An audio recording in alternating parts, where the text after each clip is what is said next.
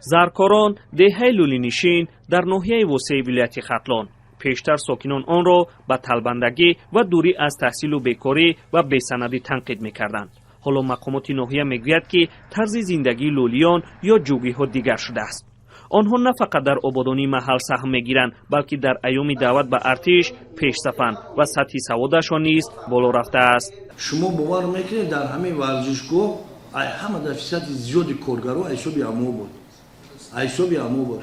اینا شما ببینید هر سال ایامو دیگه 10 نفر خدمت حربی قطعی ایامو قشلاقشون قطار میشوند 10 نفر میاد پرچم تاجیکستان را گرفته راست و این کمان میاد که ما 10 نفر مثال میریم خدمت میکنیم. اشاره جمشید شریفزاده به ساختمان ورزشگاه مرکزی ناحیه است که در دهه زرکاران جایگیر بوده 22,000 کس را میگنجاند. آن را با 69 میلیون سومانی از سال 2017 تا 2025 ساختند. ولی لولیان در ناحیه وسیع برای تمرین فوتبال میدانی علاهیده و دسته خود را دارند. میگویند گاهی با لولیان شهر و ناحیه‌های دیگر وارد مسابقه میشوند. در شهر ترزوزاده بازی کردیم، او را مغلوب کردیم. اینا بود در ناحیه وحدت در شهر دوشنبه بازی کردیم.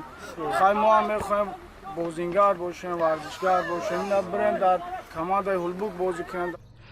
دهه زرکاران در ناحیه وسیع یکی از محل‌های کلانترین لولیان به حساب می‌رود.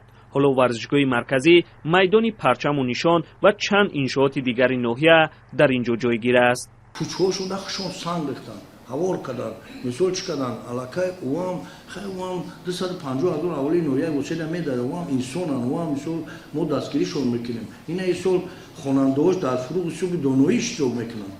تو همین درجه را ما رسونده که میان اشتراک میکنن، علاقه سطح ولایتی را اشتراک میکنن.